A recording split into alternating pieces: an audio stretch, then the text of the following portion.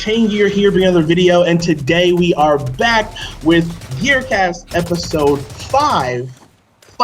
Yes, I say this every single time because it's a big deal every single time we hit another episode. Seriously. That's episode 35. That's right. 35. That's right, guys. Episode 356. We made it. But yeah, this is a big deal. This is our 5th episode, and we're really excited about it. I feel like the last couple episodes I've been apologizing, and that's because we're rolling things out and we're getting unfolding all the kinks, and we're trying to make it as good as possible. I wanted to apologize again because we had a little bit of technical difficulties at the very end of the show. For those that watched the whole thing, where Peaches kind of cut out a little bit, and so we just went straight to audio. So luckily, audio went through all the way this time.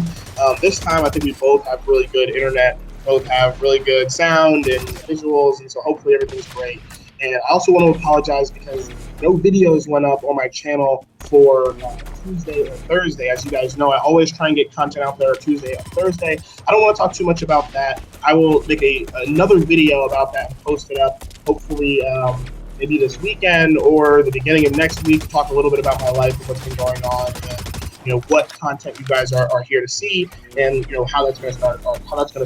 But anyway, besides that, let's jump right into the show today, guys. Today we are here to talk about sequels, remasters, and remakes. But before we get into the actual topic, as you guys know, we are going to talk about new releases coming out this upcoming week, starting from Sunday, November 15th, all the way to the 21st. Also, just want to make sure everybody... Wait, say that again? I have no idea what's coming out next week. Give me a second. I'm in an auditorium for our beloved listener, because we're in a bunch of improv rooms because the regular rooms that we record in didn't work out, and you're in another state. So let me give it 1 second. yeah, we're in. The good thing is we have really good internet, but the bad thing is we're in different locations. As you guys can see, I'm in a classroom right now. I've got a chalkboard behind me, and he's in a giant auditorium, and the lights just turned on. So again, please work with us, guys, as we go through all of this, but the content is still going to be here for you guys, because we want to make sure that we always get these out. And of course, we try every single Saturday to get this to you guys. So as you guys know, yesterday, the last episode, we talked about games that were coming out, and a really big game came out, and that was Fallout 4. Now we're going to follow up Fallout 4 with another podcast. Glad to see you back. By the way, we can see you, Peaches, so it's not a huge deal if it's dark. That's okay. We're just going to have to deal with my, am I in, a horror movie? It's like, guys, that's what it looks like. It looks like you're about to get snatched up, but until dawn, let's go. But anyway, but yeah, I was just telling everybody that Fallout 4 came out, big deal. Do not want to spend too much time on it because I have not gotten the game yet. Peaches has gotten his hands on the game, and maybe we'll do a little mini review, or maybe we'll do. Obviously, I'm definitely going to post some gameplay just so you guys can kind of see the intro, maybe some small gameplay of getting started in the game and stuff like that. Maybe we'll do a getting started series. Who knows? I'll probably be playing that game for a very long time. So we're all going to show some information about that. But first, let's get to the releases of this upcoming week. Starting with actually November 17th, which is a Tuesday. And there are a couple different games that are coming out. And the first game that is on this list is Game of Thrones, a Telltale game series. Man, it seems like every single time we've done a podcast so far, we talk about the Telltale games. This is a formula. In the beginning, we apologize, and soon when we have nothing to apologize for, we'll be like, I'm sorry for the color of my shirt today. Right. Also, a new Telltale episode will have come out, so I'm every single week. Yeah, so this one is the Game of Thrones Telltale series is already out, but this is the physical release, so it's all of, I assume it's probably all the episodes that are currently out, and it's just a physical disc that you get to go to GameStop. Yeah, I've heard it's good. Telltale very rarely makes bad games, besides the original games that they made. If you don't buy it. Yeah, don't buy that. But physical release of the game, so go to GameStop or Walmart or whatever you guys do, and you can buy it there. That's one game that's coming out. And actually, I think all of these games are coming out on the 17th. And there's a big one on here, so we'll be talking about it. I just remembered. Yeah, it's a big one. November is always a huge month for games, and This November is not any different. The next game on this list is Sword Art Online Lost Song. This is a big deal for big anime fans, especially if you're into the kind of video game anime shows, based off of video games and things like that. I personally loved Sword Art. Watched the first season, watched the second season. And so if you guys are into anime, if you guys are into Sword Art, then the new game is now out. Apparently the first one was really good. I can't remember the name off the top of my head. But this was it the Vita exclusive game? Say it again? Was it the Vita exclusive game? Yeah, actually it was called Hollow something. It's like Sword Art Online Hollow Fragment, I think, Hollow Fragment. And then they redid it, which is ironic. They kind of remastered it for the PS4. And so they have Sword Art Online Hollow Fragment, and now they have Sword Art Online Lost Song. So if you guys have gotten the first one, let us know in the comment section below about how you felt about it, because I did not play it. I often like anime games most of the time because they're just kind of beat 'em ups and you get to play as your favorite characters, and that's always kind of fun. But that game's coming out as well on the 17th. So let me know what you guys think about it. I'm just waiting for my One Punch Man game. For what? One Punch Man, yeah. You're all about that. Dude, it is good. I'd full-heartedly recommend it to any anime fan, because I've fallen out of anime for a long time, and this has really gotten me back in. Anyway, what else is coming out? Yeah. So the next one is, I believe, DLC, or large expansion for The Crew, which is Ubisoft's MMO-ish style racer where you can race through all of the United States. The people who have been playing it are still playing it, which I think is great. Those that aren't playing it anymore, fan base. Yeah. I mean, that happens a lot with MMOs, right? MMOs come out, a lot of people drop off, but then there's driving games. Yeah, and driving games. Good point. A lot of people just kind of niche up and play the game continuously. So, large expansion, obviously, it's making enough money that they're going to put an expansion out, and hopefully it does well. Not a game that I play, not a game that Melissa Phoenix plays, or Vampire Phoenix. So, we'll probably give a skip on that one. The next one is, we'll skip this one, because I'll talk about that last. The next one is Deadpool. So, the Deadpool game that was for PlayStation 3. Yep. PlayStation 3 and for PlayStation and for Xbox 360 is now out for PlayStation 4. The old Deadpool game, again, not necessarily a remaster. It's just a port.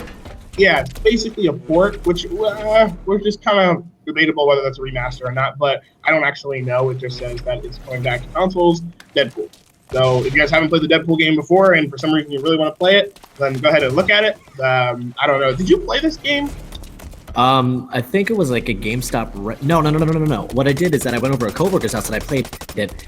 About to say, the story is really funny. Like the cutscenes, I played like the first 2 hours. I watched him play the first 2 hours. The cutscenes are hysterical. Like clearly, Nolan is having a lot of fun being Deadpool and stuff like that. But the gameplay is like every other movie tie-in game nightmare that you ever played in your life. Don't recommend it because November there's too much stuff coming out. You have better stuff to play. Movie games.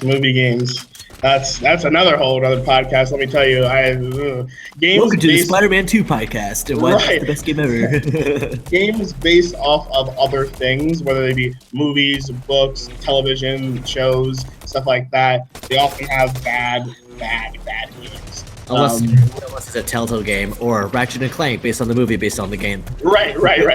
So that could definitely be something we talk about. But anyway, Deadpool. The next one is, speaking of movie games, Kung Fu Panda, Showdown of Legendary Legends. Hey, if you like Kung Fu Panda, I believe this is a bit of a brawler, developed by Vicious Cycle. Don't know who that is. But yeah, Kung Fu Panda. You like Kung Fu Panda? We are a game for you. That is a good movie. I actually only saw the first one. I saw it with you. Loved it. Great movie. But you'd like the second one a lot better. Hey, maybe I'll take a look when I'm not playing. Right. True. So so Kung Fu Panda. That's another one. And then the last one here for the 17th is episode 6 of the Game of Thrones Telltale game series, which I'm sure is why there is why the physical edition is coming out now, because the last episode of the whole series is now out. So if you've already been playing the Game of Thrones, say it again. It's very untraditional Telltale in the sense that you usually cap these off at 5 episodes. Who knows? Maybe it's doing really well. It says the final chapter of the series, so who knows? It's good.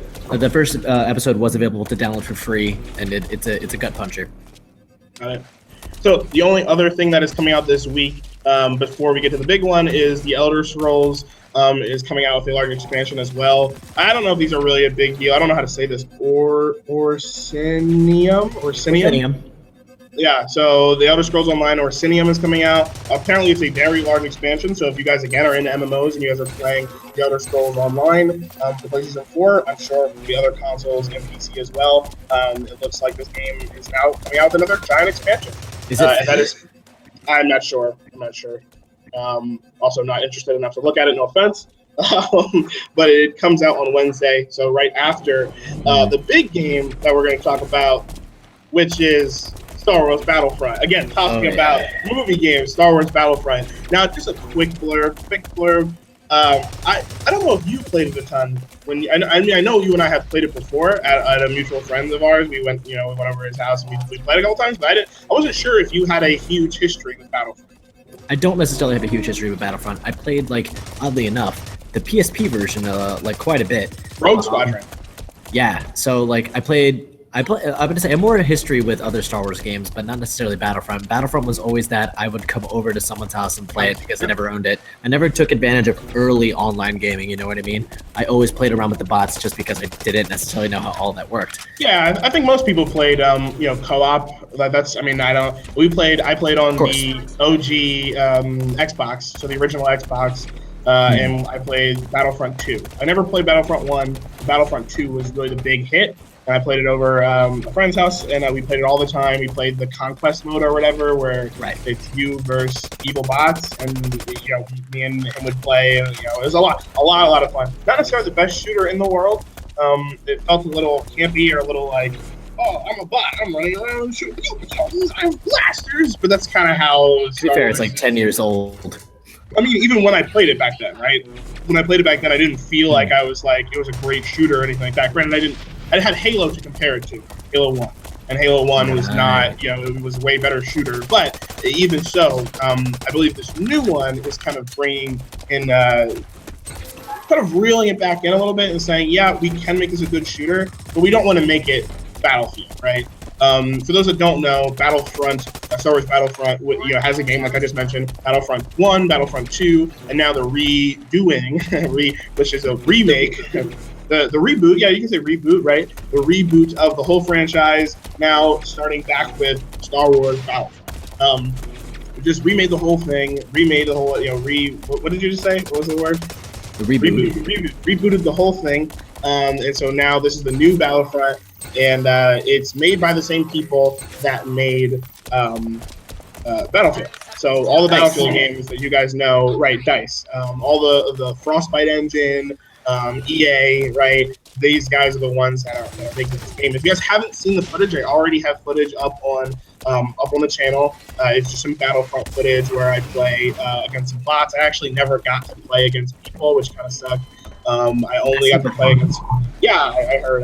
Unfortunately, I only got to play against bots and stuff like that. I was on a time crunch. But if you guys want to see what that looks like or some of the menu systems look like and things like that, go ahead and check that out. But yeah, you got to play against people PvP. I don't want to talk too much about it because the game's going to come out. I'm sure we'll talk about it.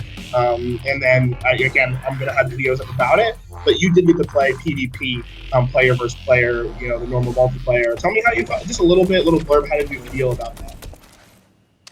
It's very clear it was a beta. In a sense, it was a lot of fun to play. And me, originally I wasn't very fond of online multiplayer shooters, but the gunplay felt amazing. I already have highlight reels of me just wrecking shop.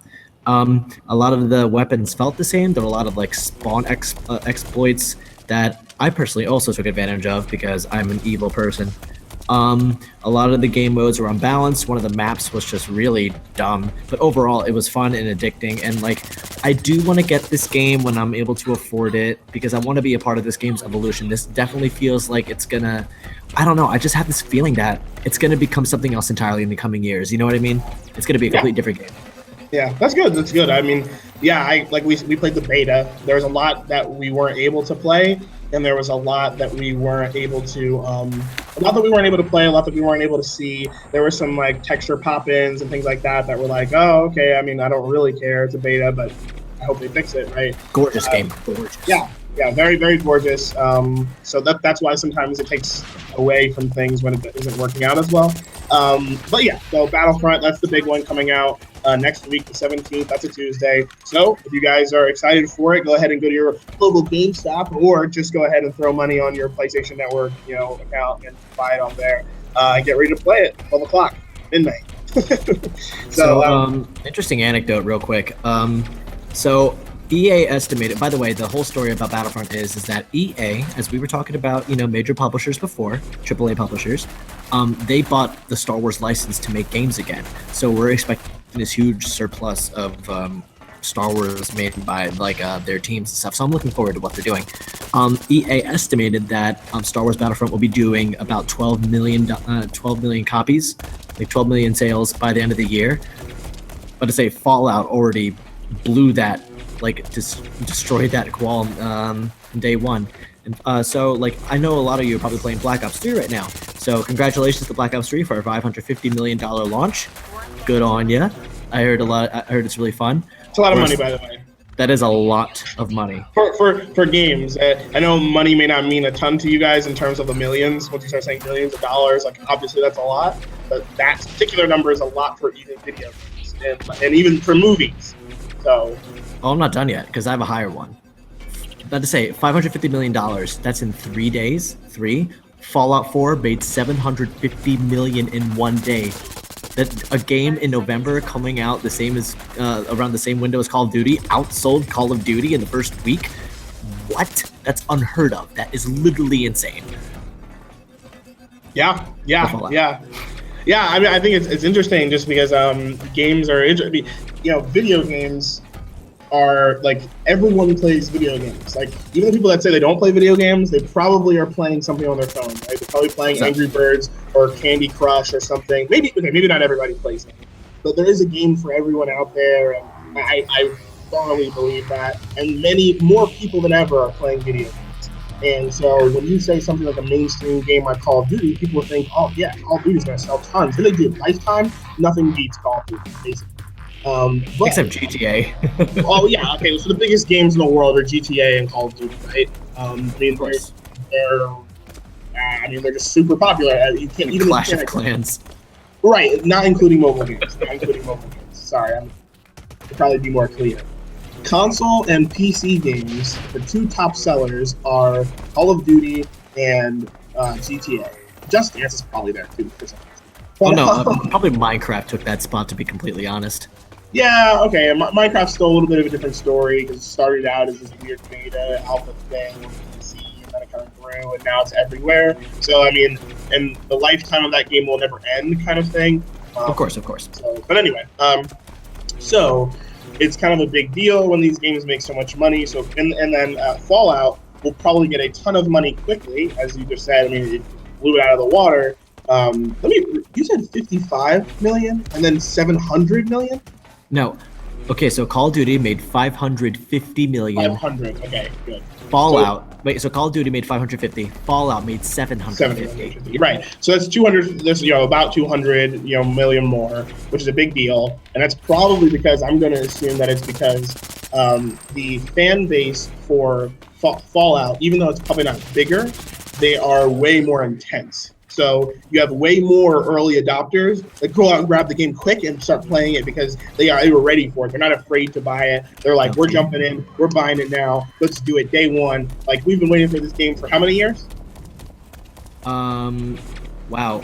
I think Fallout 3, Fallout New Vegas actually came out 2009. So we've been waiting 6 years. Yeah. So people have been waiting for this game forever. Nobody waits for Call of Duty because Call of Duty comes out every single year, right? I think different companies, sure, different franchises of Call of Duty, different types of Call of Duty, but Call of Duty comes out all the time, right? I have a different theory, actually. Okay, because people loved Fallout, but Skyrim is what got everyone excited. You know what I mean? Everyone loved Skyrim. That also sold a crap ton of copies. Because when people are like, oh yeah, Skyrim, this was my first Bethesda Softworks RPG. It was a lot of fun. I like running around and making my characters and stuff. Wait, the same guys are making this post-apocalyptic game of a game that I didn't play, like the sequel of a game that's really popular by the same guys. Maybe I'll give this a shot. I did like Skyrim because my roommate's a very casual player, like doesn't play a lot. But as I was playing, like building my house in Fallout 4, he's like, yeah, I can totally get that addictive nature of getting supplies and stuff. That's the way it was for Skyrim. I think I'd probably like this game. And I'm like, there you go. Yeah, so I think that helped it, but I don't think mainstream people know that, right? I don't think people are like, Bethesda. I don't think they even know what that means. If I go up to my, for example, one of my best friends here at Purdue, actually, he played Skyrim and he loves it, and he's actually playing Fallout 3. But he also still has a PlayStation 3. I mean, he's not, these guys that like play mainstream games. He plays FIFA. I completely forgot about FIFA and all the sports games. But he plays FIFA. He's that kind of guy, right? And he plays Skyrim. And I told him, yeah, Fallout 4's coming out. And he was like, oh, cool. Like, that's cool. Yeah, I'll get it when I buy a PS4. I think the main question is these guys, like, lifetime sales, Call of Duty's going to kill it, right? I mean, of course. Everyone's going to buy. Christmas is going to come around, and, like, boom, all of these kids are going to get Call of Duty, and adults and whatever. Everybody's going to get Call of Duty. Not everybody's going to buy Fallout, because Fallout's already going to have been purchased. Because people aren't waiting for Christmas to buy Fallout, because these people who were buying Fallout bought Fallout 3 and knew what Fallout 3 was, as you said, 6 years ago. But even people who are 13 now are going to buy Call of Duty, and because they played Call of Duty when they were 12 and 11 and 10. You know what I mean? If you're 16 now, you played Fallout 3, or it came out when you were 10. You weren't playing Fallout 3 when you were 10. You weren't doing it. So anyway, interesting stuff about Fallout and Battlefield and all this sort of Battlefront and all this good stuff. I have 2 other pieces of news. Those were all the releases, guys. Let me know if you're interested in any of those releases down in the comment section below. Always, just give us comments, questions, whatever you want us to talk about in the comment section. The last couple episodes have been pretty lonely down there, guys. We're pretty empty. We had a couple different comments, which I will be responding to. We do love your compliments, though. We do take those. Right, so say whatever you want. Questions, comments, whatever concerns. Definitely let us know what you guys are feeling, and we want to cater to you guys.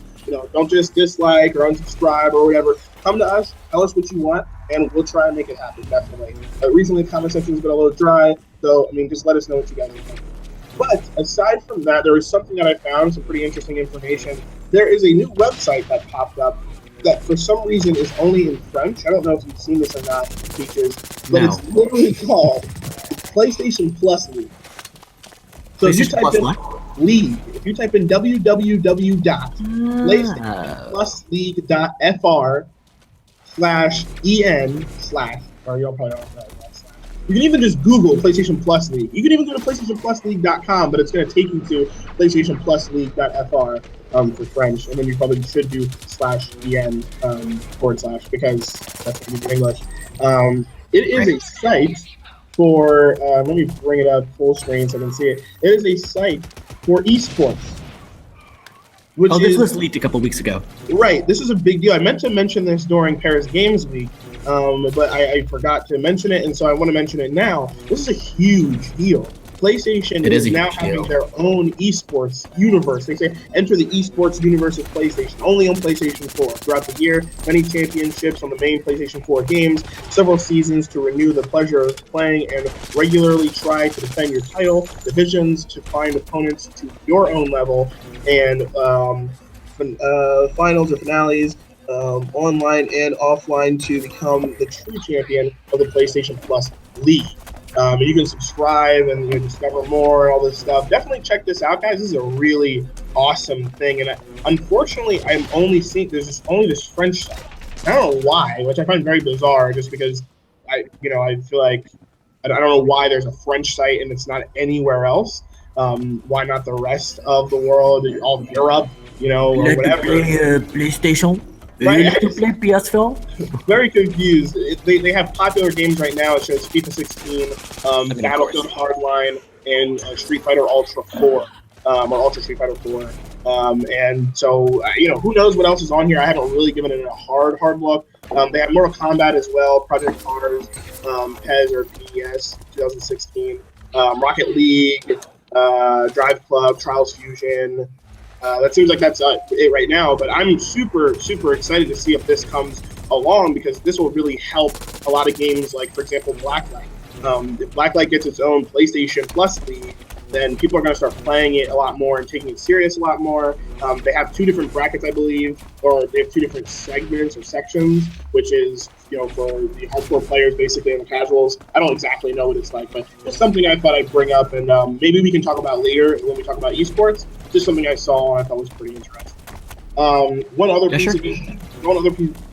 piece of information that I saw was the big list of playable games at PSX, otherwise known as PlayStation Experience, for 2015. Now, PlayStation Experience, as we mentioned before, is just like Paris Games Week, is a giant conference. It's a consumer conference where people go, pay money, and get tickets to go to this big conference. And what I believe, I don't know where PSX is actually. You know where it is? I think it's in California. You think it's in California? I think most of them are in California, so I assume it's in California, but we could be wrong.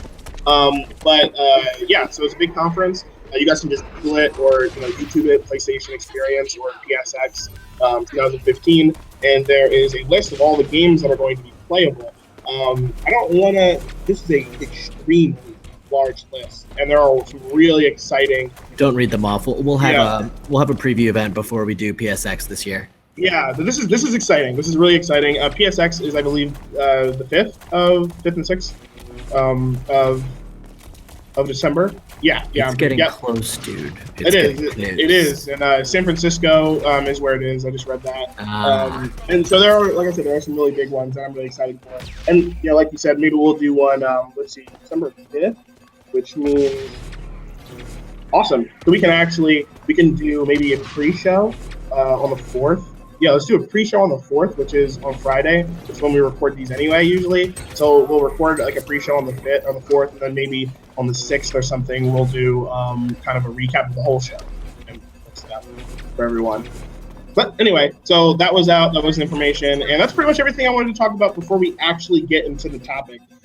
Again, guys, let us know if you like all of this. We're kind of just saying things to give you guys some more content and stuff that we would talk about anything. Anyway, releases, new PlayStation news, and stuff like that. So let us know if you're interested. If it's too much, if the episodes are too long, let us know. We are getting a lot of good feedback. Don't get me wrong. We are getting good feedback.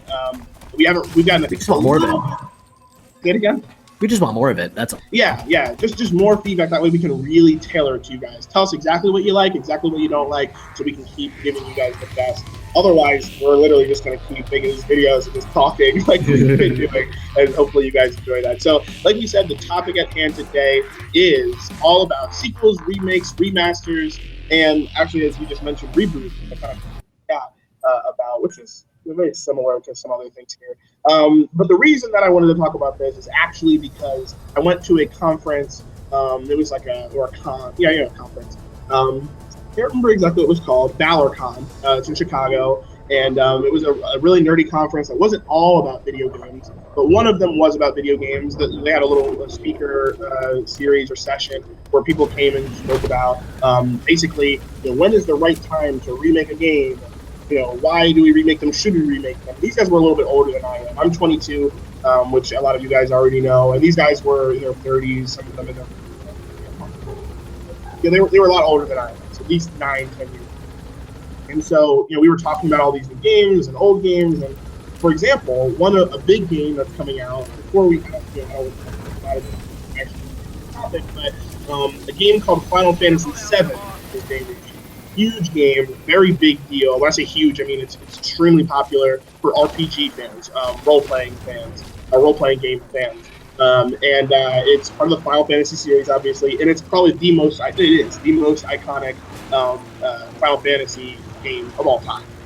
But it's old. If you give it to a kid now, they're not going to want to play it. It's a ton of reading. The graphics are terrible for comparatively to now, and it's just not. It's going to be hard for a child to play it now, or even someone at my age. I'm not a child, but it's hard for me to play it just because it's so old. And I grew up with it, but I grew up with my cousin playing it. I never actually really played it. And then when I tried, I was like, it's old, and I watched YouTube videos, and I was like, oh man, this is really cool. Otherwise, I don't really care. Look up it on Vita. It's $10.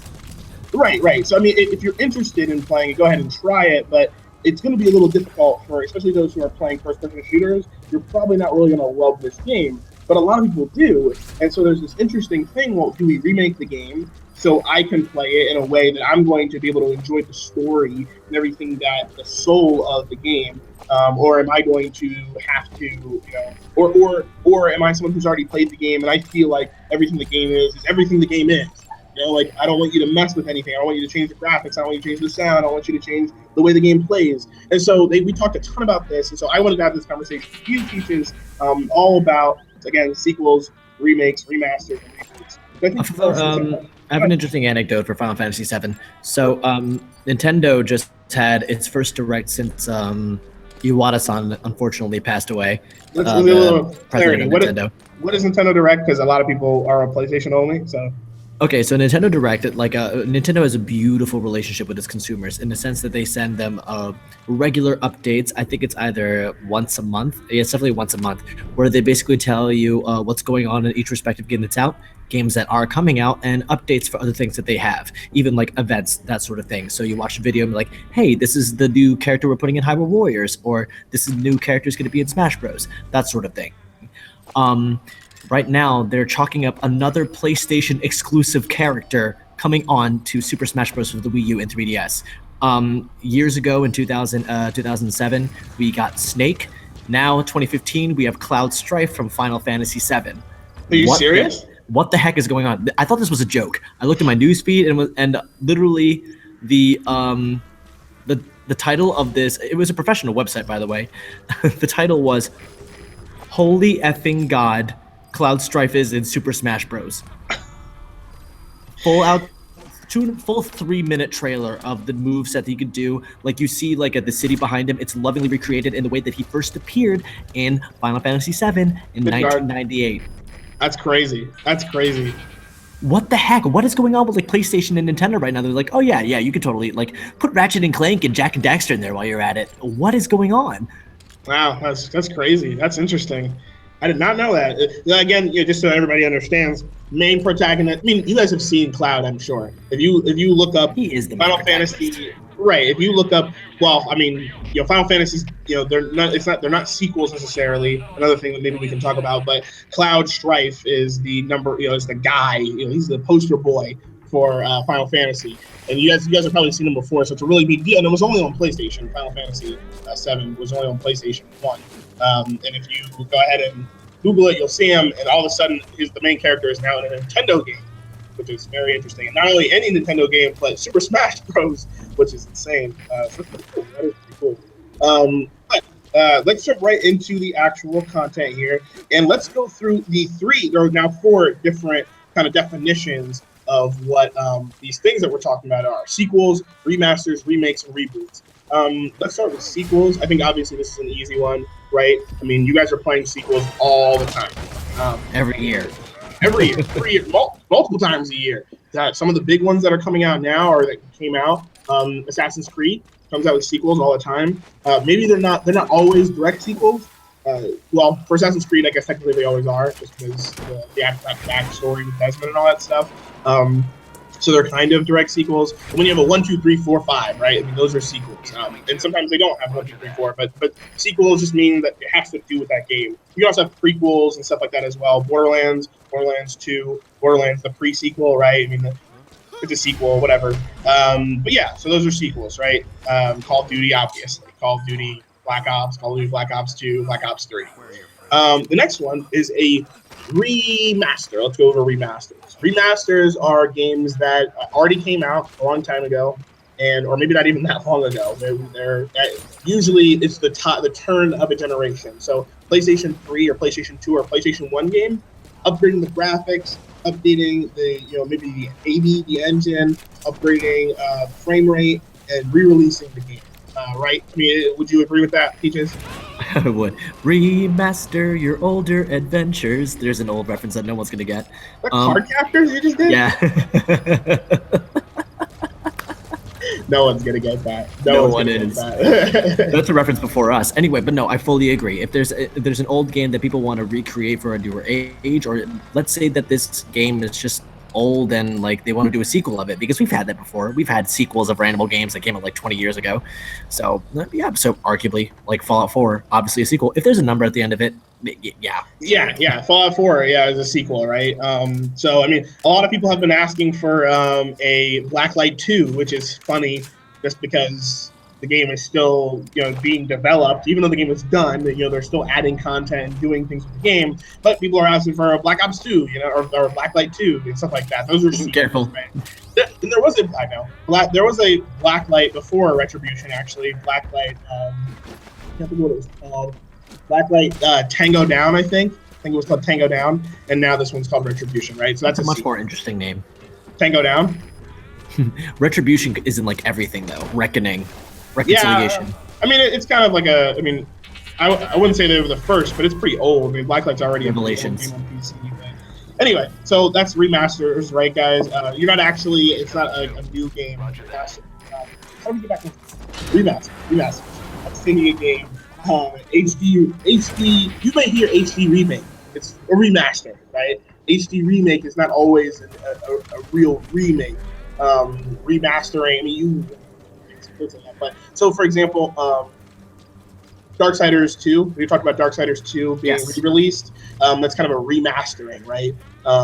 Twilight Princess has an HD remaster. They just announced that too. Right. Anytime you hear HD on the front of it, that's a remaster. Resident Evil. You do hear HD remake. That is a thing that you do hear. I haven't heard it in a long time, but HD remake is basically a remastering, right? You'll have some real old games, Earthworm Jim, HD. Again, one thing that you and I have talked about that I'm sure, actually, I won't spoil it. We've talked about it before, but we are going to talk about games that we want to see remade or remastered or sequel, things like that. So we'll get to that later. But the next thing after sequels, after remasters, are remakes, right? Remakes, and I think remakes is basically the same thing as a reboot. I don't know if you agree with me on that one, but it's pretty much the same lines. I agree. Yeah, right. Remake and reboot basically just says you take a franchise, you take an IP or the name of the game, right? So, for example, Star Wars Battlefront, right? You're like, okay, we have Star Wars Battlefront 1, we have Star Wars Battlefront 2. It's been years now where no one's really seen it, and we're not going to make a Battlefront 3. Let's just do the whole thing over again. Battlefront. Forget about Ratchet and Clank to be more relevant in the PlayStation space. Ooh, good, very good point. Ratchet and Clank. They had Ratchet and Clank 1, and then they had they give them all titles really. Tons of Ratchet and Clanks out there, right? The most recent one, Ratchet and Clank Into the Nexus, I believe. Well, now they're like, forget it. Yes. Start all over. Ratchet and Clank. Period. Now let's just start all over. And that's a remake. That's a reboot. Rebooting the whole series. The new Hitman game. Oh, Hitman. Oh, yeah, Hitman definitely. This is officially a reboot. Yeah, Hitman. I don't know how many of you guys have played Hitman. Probably not a lot of you. But Hitman, Blood Money, Hitman contracts, Hitman, the sniper game for your phone, and then of course Hitman Absolution. No, Hitman Go was the strategy one. Then there was Hitman Sniper. I see. Hitman Go is a great game. Anyway. So yeah, Hitman Absolution was the newest one for PlayStation 3 and Xbox 360. I personally loved it. I know a lot of people were like, "Oh, it's not exactly the same." I thought it was great. Yeah, I loved it. And now there's a new Hitman that's literally just branded Hitman, and that's a reboot. That's a reimagineering. That's different. A reimagineering, which is kind of a made-up word, kind of, is basically saying Imagineering is actually a Disney term. Well, anyway, you take you would know that. You take something and you reimagine it, basically, right? So you're like, let's take Star Wars and put it in the world of a cartoon or something weird, and that's We've done that. We don't even want to go there. But anyway, yeah. Oh, another reboot I wanted to mention was Tomb Raider. There were a ton of Tomb Raiders out there with Lara Croft. Phenomenal reboot. And then they completely redid Lara Croft. I'm actually going to disagree with you. I do not think the Tomb Raider 1 the new Tomb Raider was phenomenal. I thought it was okay reboot. Apparently, the second one, the newest Tomb Raider, is phenomenal. I thought the shooting was really bad, and I thought that the fact that you couldn't go when you killed enemies, they were gone forever. So the main portion of the game, which was shooting people, was gone. I mean, puzzles still existed, and you wanted to go get all the puzzles. But when you were traveling to the puzzles, it was boring because. I see what you're saying. Yeah, granted, the game's engine itself ran well and stuff like that. But apparently, the second one's a lot better. This is not about Tomb Raider, of course. So, welcome to the Tomb Raider podcast. Right. What color should Lara's thing be for the next game? Yes. Anyway, so let's talk about pros and cons of all these things, right? Sequels. How about you go first? What do you like about sequels? What do you hate about sequels? So here's what makes a good sequel, and here's what makes a bad sequel. How to make a good sequel. You take the foundation of a game that works, and you expand upon it, and you improve it. A bad sequel just takes the formula from the last game and does it again. Maybe one or two slight changes. Assassin's Creed. Whereas let's talk about good sequels like the Elder Scrolls. The differences between Oblivion and Skyrim are massive. The differences between Fallout 3 and Fallout 4 are drastic and massive. So what you should do, take something that works and improve it, refine it, make it easier, make it it's all about the experience, right? You just want to make the experience better. Don't give me the same experience again and again. Unless you're Telltale and you just you have a formula that just works beyond IPs. But that's the difference for me. Yeah, I agree with you. I don't actually really have much more to say. And sequels are easy for people to understand, right? For years, people really attacked Call of Duty for this because they would take the same Call of Duty and just make another one, same studio, release it, the same year after year after year. Now they have this awesome, I believe, 3-year rotation. Is that correct? That is perfect. Yeah. So each company has 3 years to make a game. But because there's 3 different companies making Call of Duties, I believe, which is now Call of Duty Black Ops, Call of Duty Modern Warfare, and Call of Duty Advanced Warfare. Is that right? Did I get that right? You got them all right. See, I don't know who does ghosts and stuff like that. So if you guys know, feel free to throw that in the comment section. I have no idea. Sorry, I'm not a huge Call of Duty fan. Anyway. Because God knows that we need things in the comment section. You're right.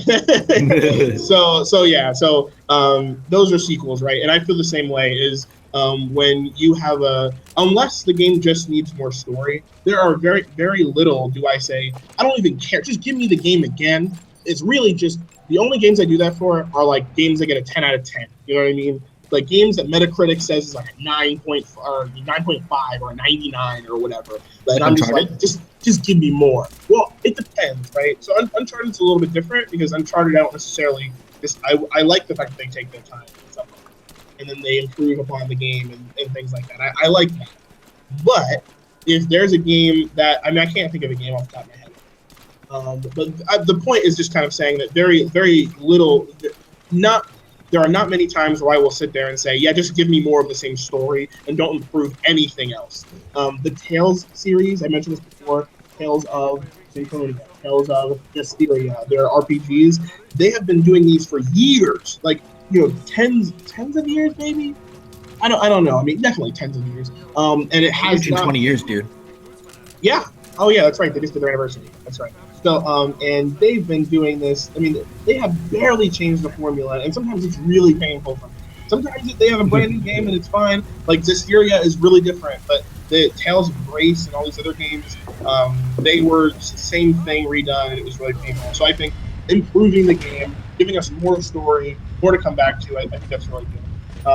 Actually, one thing that people are very scared of is a Last of Us sequel, and that's because they don't want right. They don't want another The Last of Us, which I've mentioned many times. One of my favorite games. It is my favorite game of all time. I loved it, and that was it. I loved it. I just loved it. I loved it. You'll be happy to know that it reclaimed its spot as my #1 favorite game.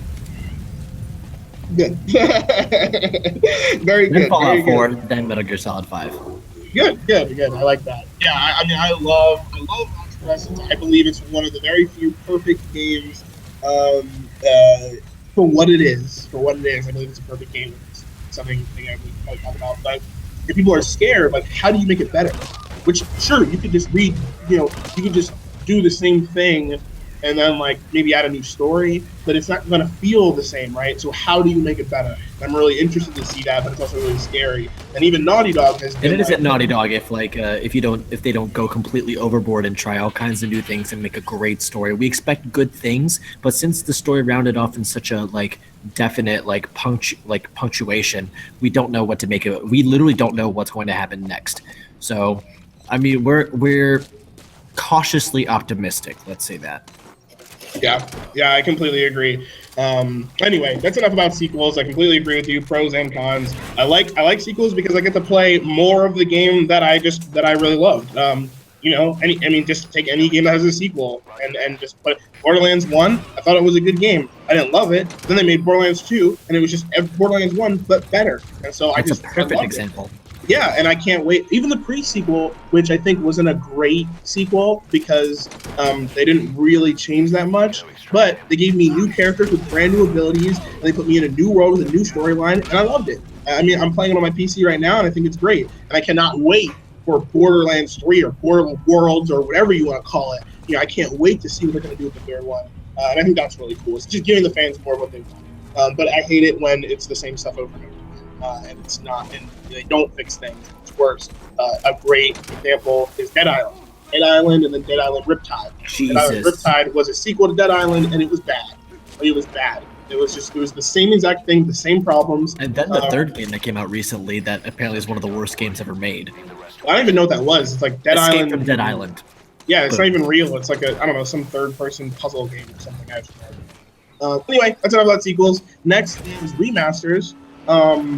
Same thing. Peaches, why don't you tell me pros and cons about remasters, or HD remakes, or whatever you want to call them. I mean, remasters are really great. So if you have a game that you really love, you're able to play it again, except it's prettier. Maybe it's more refined to attune to the way that we play games now. It can serve as a trip down memory lane, and it can also it's just fun to revisit that part of your life, you know what I mean? And also introduce it to a new core set of fans so that way potential sequels and new ideas can reach a wider variety of audiences. For example, I love Resident Evil, and I got Resident Evil HD, so like the entirety game is touched up to the nth degree. Environments are beautiful. It goes back to the classic gameplay that I really liked. I forgot how hard that game is.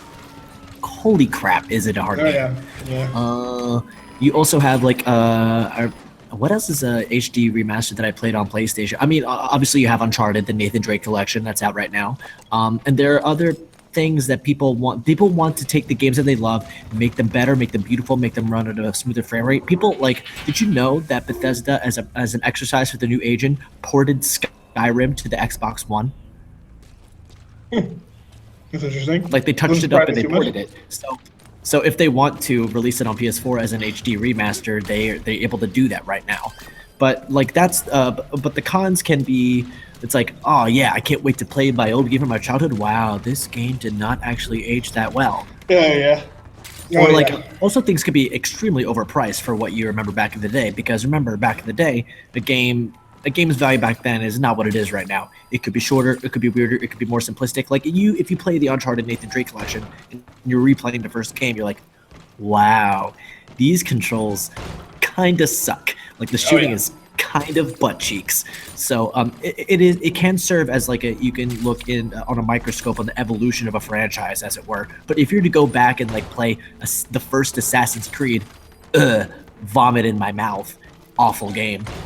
So yeah, you heard it here, guys. Nathan Drake collection, Drake's Fortune. First game, the shooting is butt cheeks. Quote that. Put that on the box. Peaches from GearCast. That should be the title. GearCast episode 5. Nate's butt cheeks. Anyway, yeah. Again, I can't agree with you more. I think remasters are beautiful because you get to. I can be like, I mean, I'll tell you, right? I still really want you to play Darksiders 2, right? I want you to play Darksiders 2.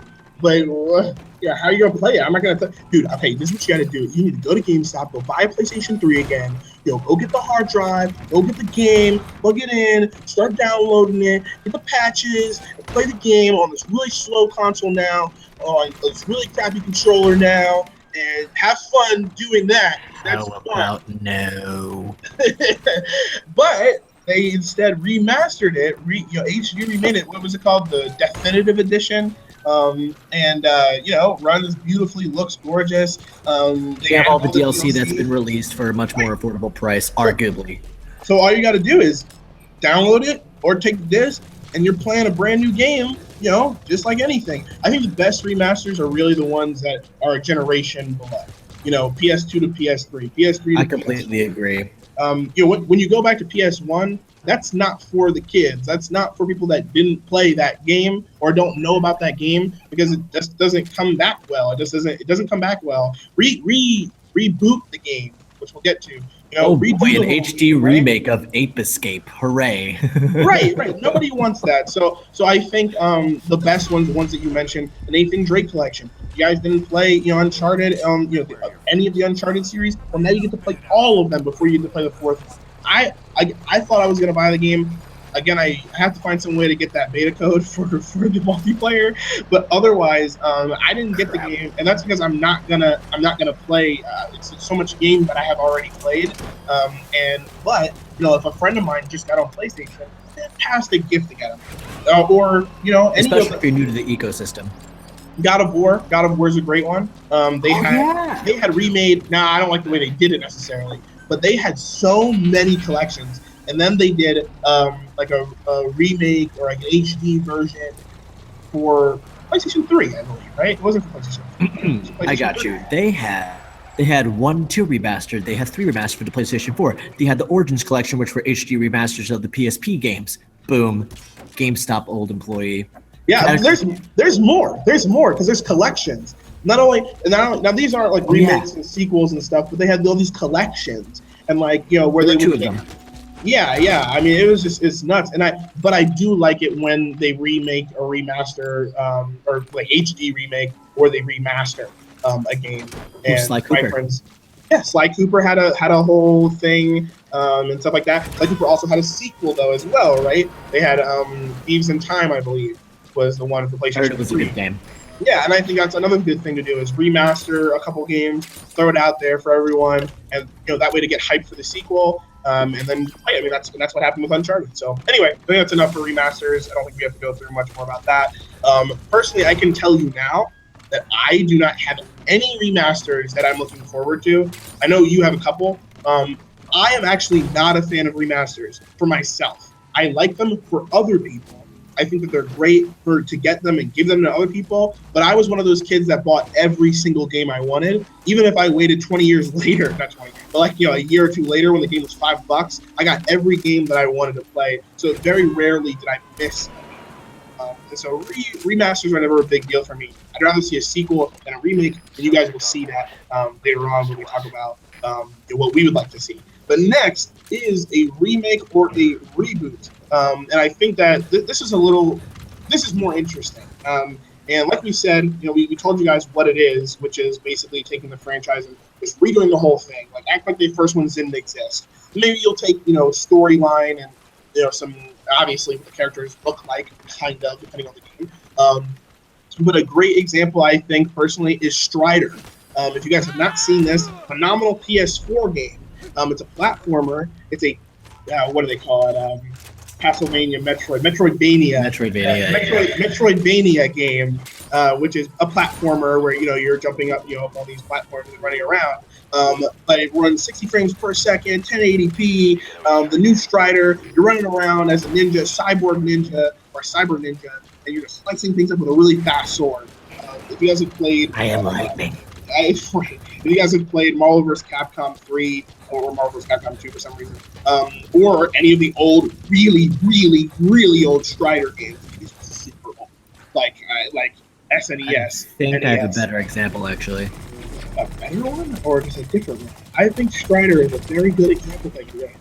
XCOM. Yeah, okay. XCOM's a good. I don't think it's better, but I think it's a good one. Go ahead. Yeah. No, explain XCOM. That's a good one. So what XCOM is, it's a 3D isometric. So 3D isometric means you're looking at the game from sort of like this angle. You're looking down at like a game board. Think about it that way, right? So like your Diablos. Bird's eye view. Think your Diablos. Think your your Tomb Raider, Temple of Osiris, those sorts of games, right? So what it was is that it was a tactical turn-based game where you made your own little group of soldiers and you fought aliens in different sorts of areas. They rebooted it. They rebooted it for PlayStation 3, Xbox 60, and like it was just phenomenal. Like, for me, I remember my dad had it like XCOM Enemy Unknown. Yes, XCOM Enemy Unknown. Like he had it on a shelf of games that he just didn't touch because he was too busy playing the Sonic and Knuckles Mega Collection, like I mentioned before. So, but yeah, it introduced me to XCOM, which I never played. Like it being legendary for being really hardcore. For if your soldiers died, they were permanently dead forever. You can customize each and every single individual one, name them.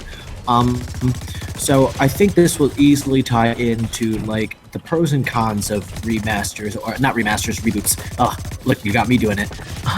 Remakes or reboots? remakes and reboots. So here's the thing. First, here's the initial reaction. Like Final Fantasy VII Remake, we don't know anything about it, but suddenly those who have a really close relationship with Final Fantasy VII, when the PS1 came out, they're like, oh my god, my childhood is going to be like remade for like this new generation. The gameplay is going to be a lot more to what I'm used to nowadays. The graphics are going to be beautiful. I wonder what changes they're going to make, and that's the thing, right? So XCOM, people are like, okay, so gameplay has been refined, you level up in different ways, you grab weapons different ways, so you have a risk of alienating the original fan base of that audience by doing things differently, but also you could alienate the new audiences by staying too similar to the old formula, you know what I mean?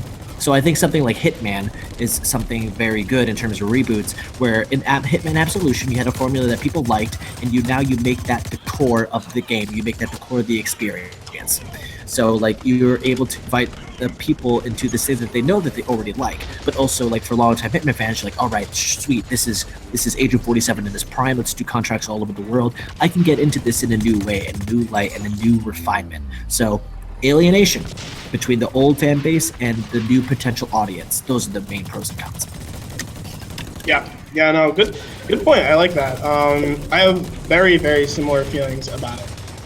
Remakes. That's why we do a podcast together. Right. I think remakes are scary, and I'll tell you why they're scary. Extremely scary. And it's basically because, like you said, what changes are going to be made. XCOM is a great version of that, and that's because XCOM did something interesting. They had these old games, which, by the way, I'm looking here. They had 1, 2, 3, 4, 5, 6, 7, 8 games.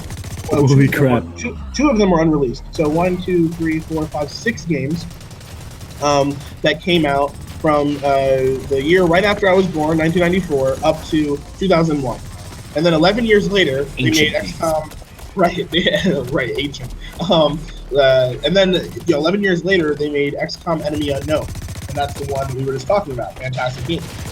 And we loved it. I loved it. I don't know. Did you play it? I played. Go check my trophies. I played the crap out of it. I love Never that beat game. it though. It is so hard. Yeah, me and my old roommate were playing it. T-Wolf14. We're playing it, and we have this girl sniper that was phenomenal. She was great. She just killed everyone all the time. You always go and attach her to that one awesome soldier that you have and always gets the job done, right? Oh yeah, she was great. And she's basically quiet. And she dies. She dies, and we're like, we're done. we're done. She died. Reload previous save. Right. So we actually reloaded the save, but then that was actually the PlayStation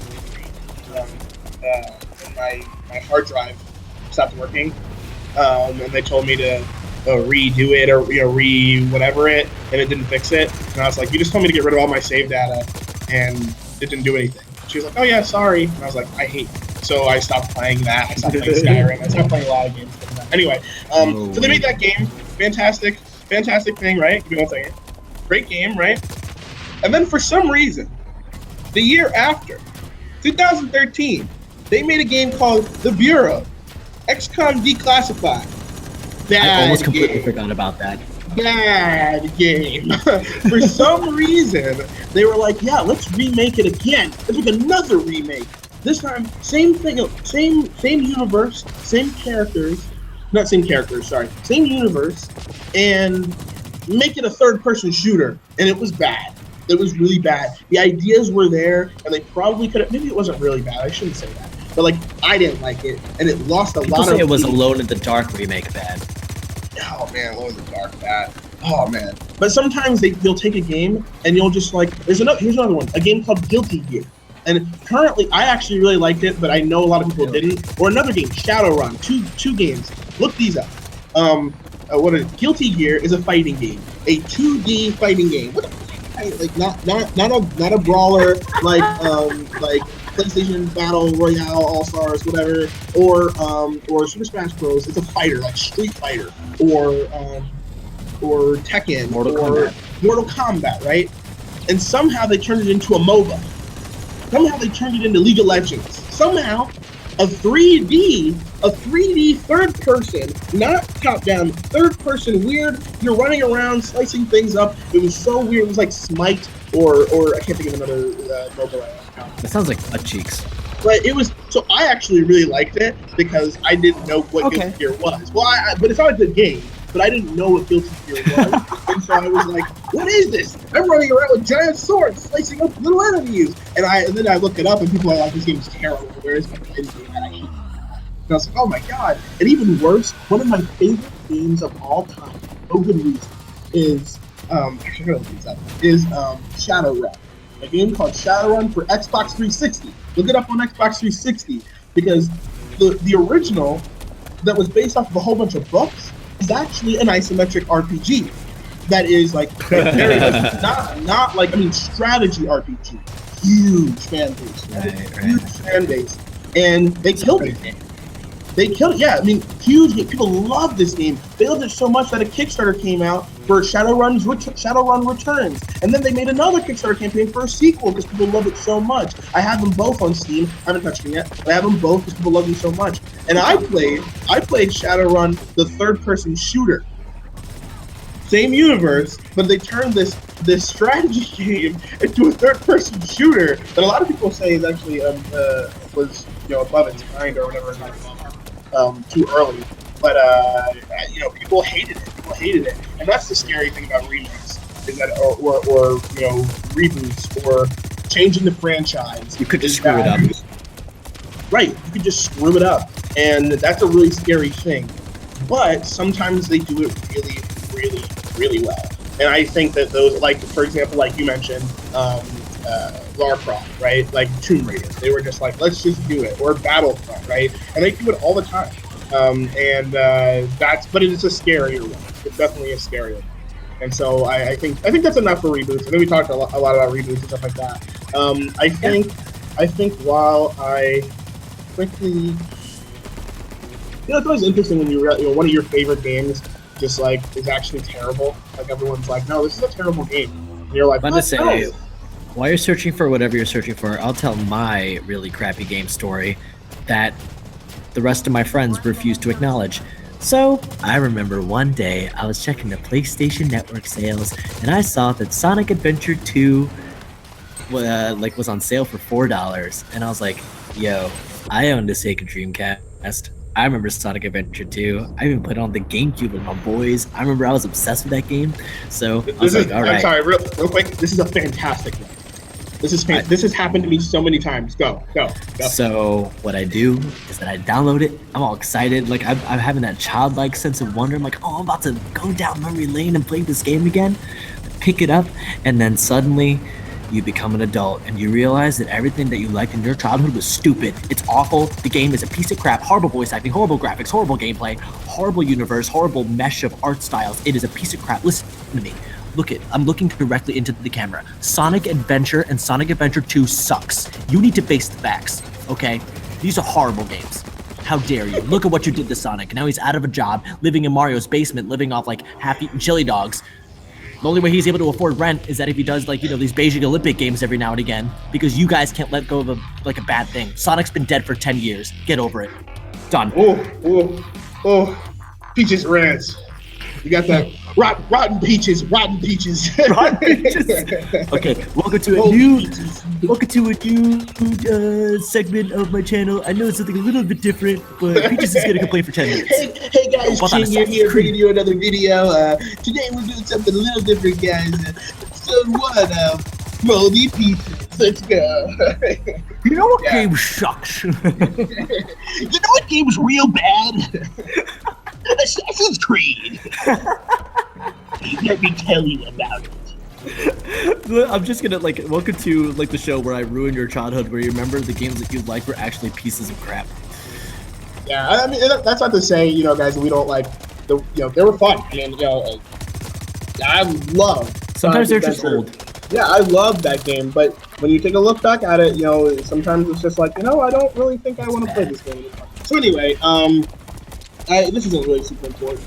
All Shadowruns basically that ever came out ever, well, none of them got lower than a 75. Shadowrun Returns got a 76. And then its expansion got an 81. This on Metacritic. Dragonfall Director's Cut. I don't know which one that is. But it's got an 87. Shadowrun Hong Kong got an 81. These are all like these new games, right? Actually, they're all expansions. They did very, very well.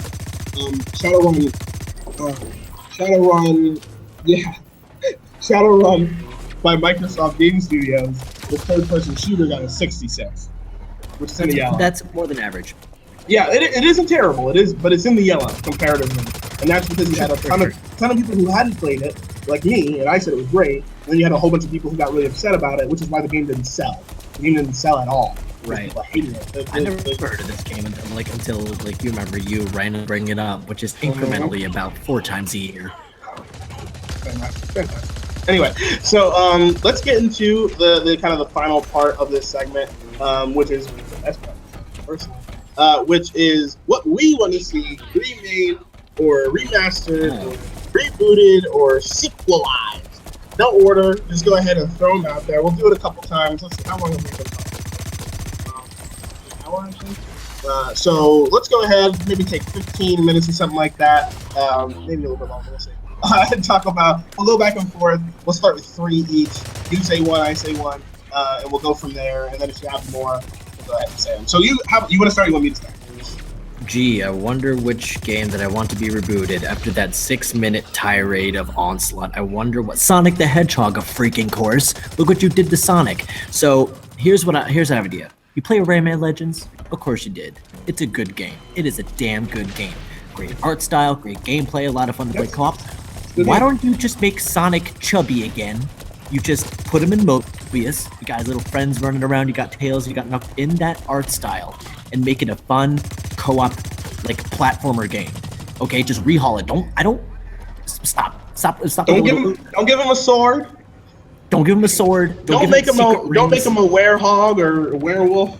Don't bandages in a new cartoon. What is happening? What you gotta do is just make Sonic Rayman Legends. Just do that. Just do it. You listening, Sega? You hear that? That's what you gotta do. Oh, yeah, speaking of, your turn, and then we're going to do another obvious one that you and I will know, so go ahead. Cool, I won't take the thunder of one that I know you really want. I have a lot of obscure ones. Yeah, don't you dare.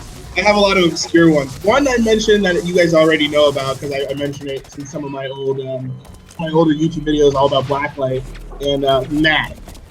MAG, NAG, PlayStation 3. Oh my god, I love this game so much. And apparently it wasn't that good. One of those games that I didn't realize wasn't good, because it was one of my favorite. It was one of my first-person shooters.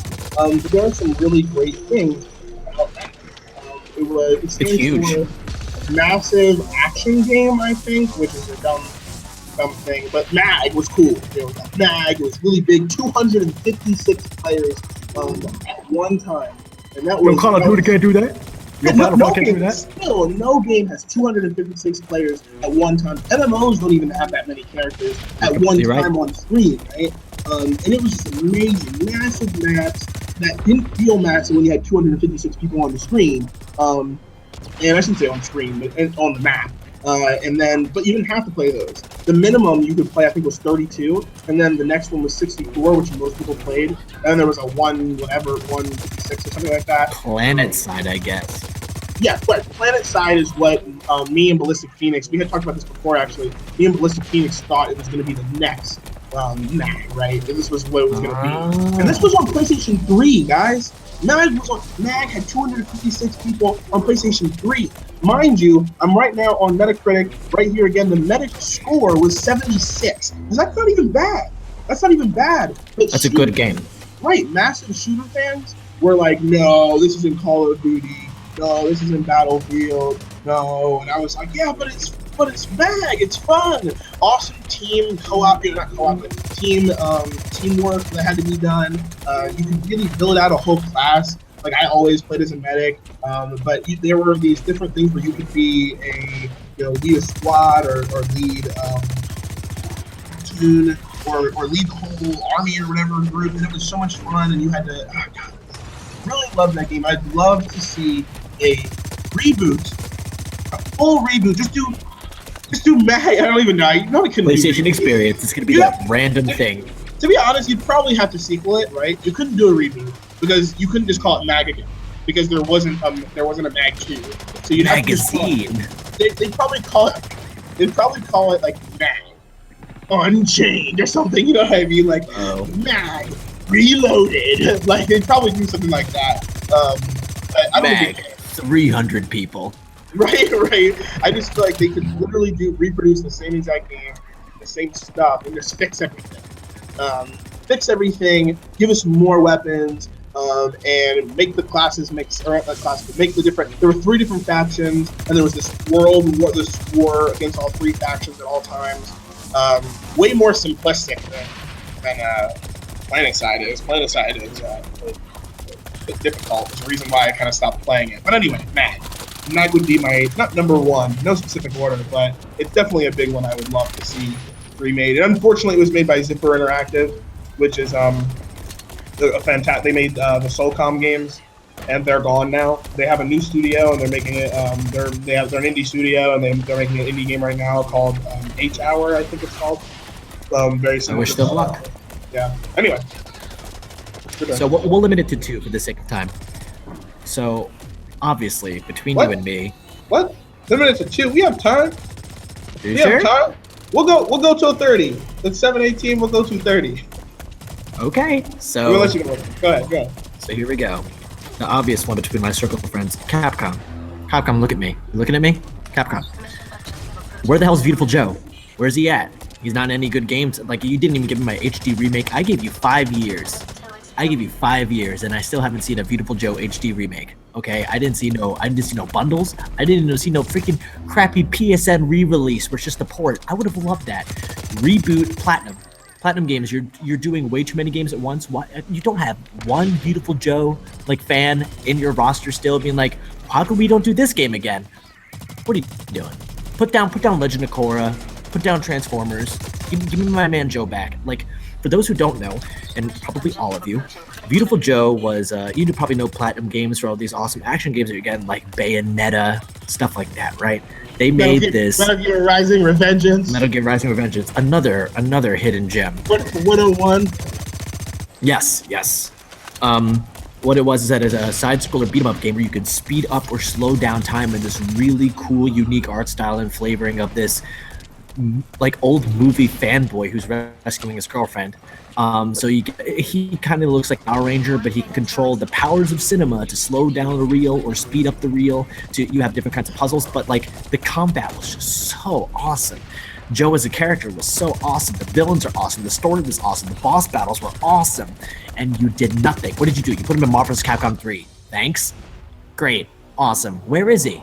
Which would make me think maybe you'll make a third one or something, or a real third one. Sorry, not a Red Hot Rumble. But by the way, for those that don't know, another phenomenal game. I love it. Go ahead and YouTube Beautiful Joe. Just YouTube Beautiful Joe 1, Beautiful Joe 2. There was also a television series. Baby. I even love the TV series. Dude, that's the limit. Like, oh my god, phenomenal. That's phenomenal game. Cheeseburger, dude. I gotta find that and watch the whole thing. Let's do it. I'm gonna come home, or I'll just come over to your apartment and we're just gonna binge Beautiful Joe. Then I'll fly home. That's it. That's all we're gonna do. So amazing. I mean, Beautiful Joe, really great game. And I completely agree with you. A phenomenal. If just reboot it, or you wouldn't do a sequel. Reboot it, or even just do it in a different universe. As long as that gameplay mechanism is there. I think the powers of cinema might be a little old at this point, but the powers of make him a huge nerd or something. I don't even care. Or just the same idea. And I know Platinum's really busy, and I know they're doing a lot of stuff. Way too busy. But I mean, Beautiful Joe would just be a really awesome. And I think Capcom could really use a new, not a mascot, but kind of an old niche game like that. Like with what they know now, like imagine if you combine like a side scroller with like Vanquished, but it's Beautiful Joe. Oh my god. Oh yeah. Yeah. Vanquish, another phenomenal platinum game. Reboot Vanquished. I'm kidding. since you're talking about Capcom, here's one. And I think this is as old, so I think this one makes sense. And it's a sequel. I want to see a true sequel to Dragon's Dogma. Dragon's Dogma is a phenomenal. My heart. That is a that was a surprise, fantastic game. Yeah. Now the cool thing, I think one thing that Peaches and I do very often is we'll say a game is awesome or a game is fantastic, and it's because it's the first in its series, right? Dragon's Dogma has a ton of problems, a ton. And that's why we're so excited, right? Like, oh man, like there was that one time and there's this massive glitch, and sometimes the game gets really boring and sometimes, but the game at its core is so fun and just fix like Dead Island. Dead Island 1 is so fun, but there are a lot of problems with Dead Island. So give it a real sequel. So much better now. Right. Give it a real sequel, fix it all up, and then really give us more content. And the game would be fantastic. I don't know why they didn't do that with Dead Island. For some reason, Dead Island they were just like, let's just make another one. And that's when I realized that Dead Island was terrible. I was like, well, I'm not going to play Dead Island Riptide because it literally is the same thing. There were so many problems. Right, with more bugs. The same stupid glitch still existed. It was in Dying Light for a while too, in the same way. Hold the item, like you're about to throw it. Then like, get rid of it drop it out of your bag, and then throw it or something. And then all of the items just like whatever, it just duplicates like the stack of items. You could do the same thing in Dying Light. I was so surprised that it was still in their code years later. Why? Just fix it. And so all I want is a for those that don't know, Dragon's Dogma, third-person action game. I'm trying to think of another game. I think Platinum Games or Darksiders. What's a big third-person action? Everybody knows. Tomb Raider. What else? Why can't I think of any right now? That's weird. Anyway, I mean. This is weird. Combat. I mean, like, man, this is so weird. I guess there really isn't one out right now. I'm trying to think. Even on PlayStation 4, I can't think of any game where you have a sword or you have like you have some sort of melee weapon or even a really great third-person shooter. I can't think of any. Wow, that is weird. Lack of action games. Well, anyway, yeah, Dragon's Dogma. Go ahead and look it up if you guys haven't seen it. There's Dragon's Dogma online coming out for Asia, I believe China, maybe some other places. And I don't want a Dragon's Dogma online. I'll take it, but I don't want it. I want a Dragon's Dogma 2. Fix everything, give me more. That's fine. Co-op functionality. So like what the premise of the game was is that it was an Eastern take on a Western style RPG. So this is our Japanese developers being like, we can make our own like medieval fantasy RPG with monsters and dragons and that sort of thing. What were really cool is that you could create your own AI controlled companion. You can customize them as deeply as you would customize your initial character, whether you wanted to be a ranger or whatever and stuff like that. You can change your class like pretty much on the fly, very, very, very easily, very quickly. You can climb different sorts of bosses to attack them, but also the unique functionality is that let's say that Chain Gear makes like his companion, right? So I can take his companion on adventures with my group. So in turn, like, so this is actually what I did when the Dragon's Dogma expansion came out. Do you remember that? So like he has his Dark Arisen or something.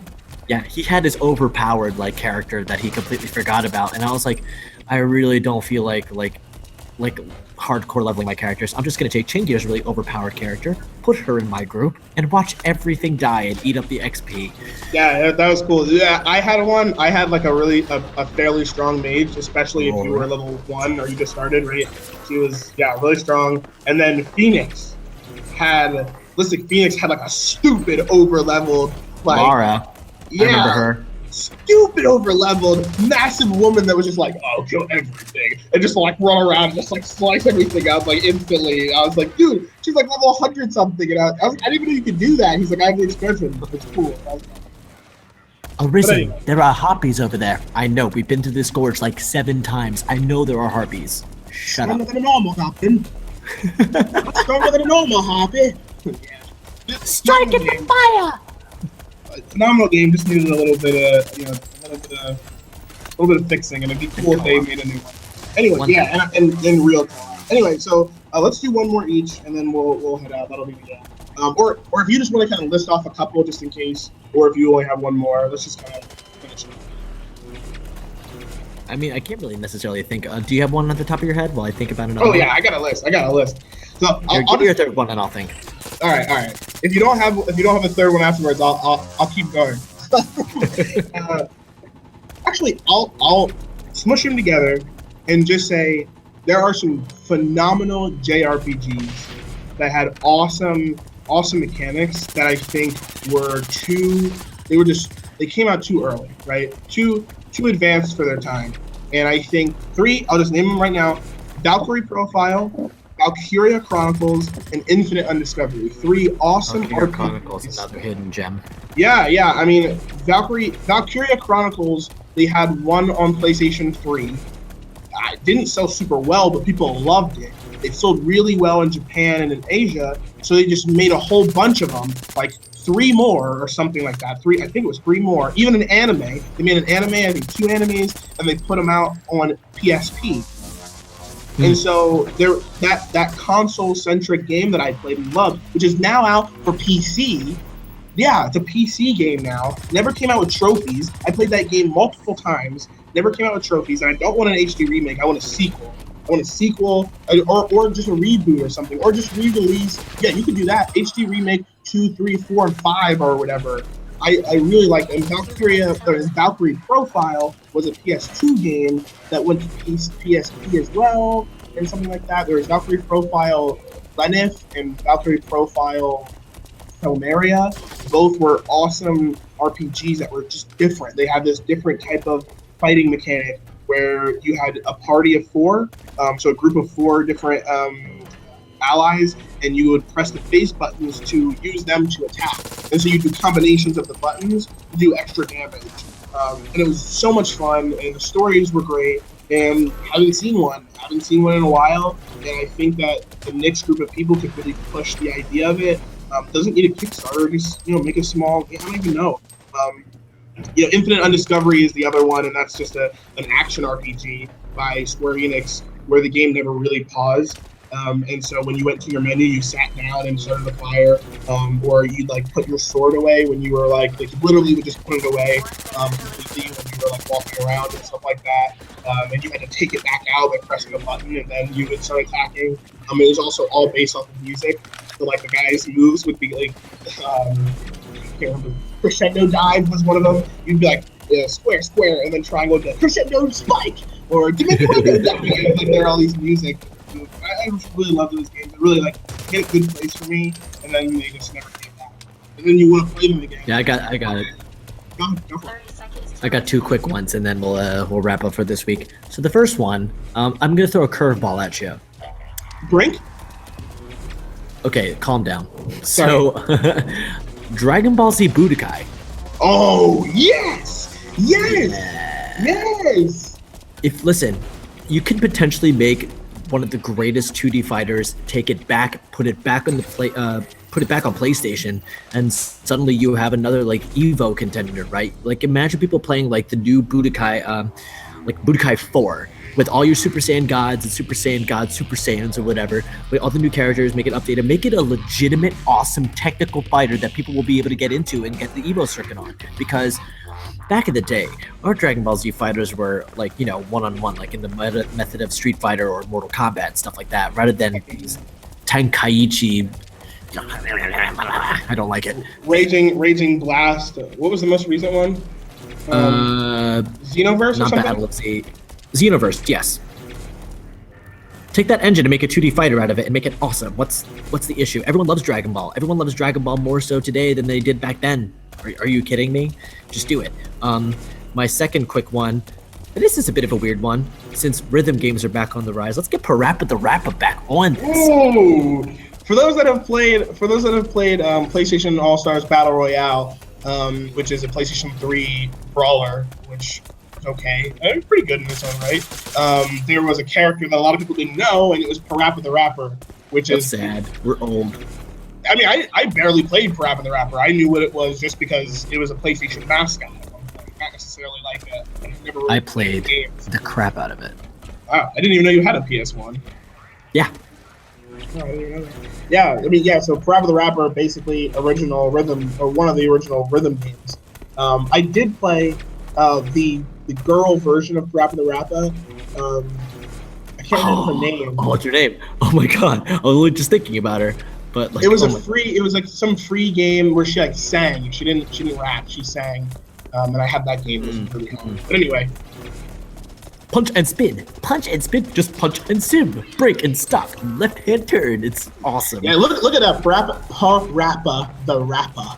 If you look it up, there are some awesome YouTube clips, and people probably remix it and stuff like that. But Parappa the Rapper that's a really good one. It's a little cartoon dog that you rap like you would with button presses, like in Guitar Hero or DDR. It's amazing. It's it's really awesome. Good. You gotta believe. He's gonna be in Smash Bros. I'm kidding. That might be a thing though. No, definitely not. Definitely not. It was an All Stars.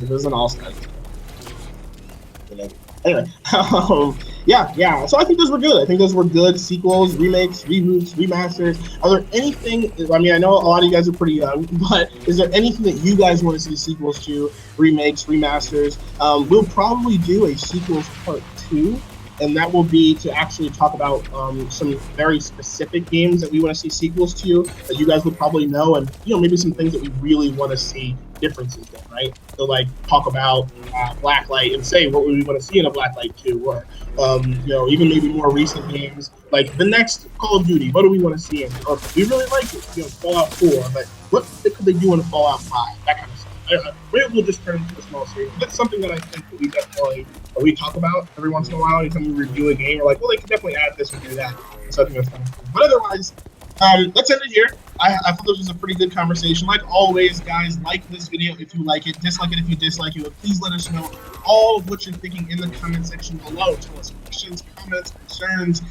Tell us what you're looking for. Again, I apologize for not being able to get videos out this week. I'm stupid busy. And like as you guys can see, I'm on a chalkboard, and Peaches is in the dark. So in the dark auditorium because the sensors aren't working apparently. Right. So as you see, we're going through some difficulties, but we're back at it again. We're here. We have not yet missed a GearCast. So, like I said, like it, dislike it, comment, share this all over the internet. This is our 5th episode. You could say maybe there's our 5th anniversary, but it's not. But we'll call it's our 5th episode. I'm probably going to post it all over Reddit, all over the world, so everybody can see it myself, but I could use your guys' help. These episodes get 100 views at least most of the time, and so if each one of you just shared it to a friend, we'd have 200 views the next time. And obviously subscribe if you haven't subscribed already. If you're one of those viewers where your friend told you to come watch it, subscribe for more awesome Chain Gear gaming goodness, for more awesome GearCast. I'm really excited. Hopefully, I know we mentioned this time before, this wasn't the planned episode. The planned episode that we had was open world games, and we were going to talk about that because Fallout 4 came out, but I wasn't able to get the game yet. So the next episode, hopefully, will be all about. Give him a chance. We'll give him one more week. Hear me, Changir? One more week. That's it. All right, I'm gonna try my best. All right, guys. So that's it from us. That's it from me. That's it from Peaches. Hopefully, we will see you guys online, and I will be online this weekend, and hopefully all of next week. So I will see you guys online, and we'll see you in the next. See you later, guys. Bye.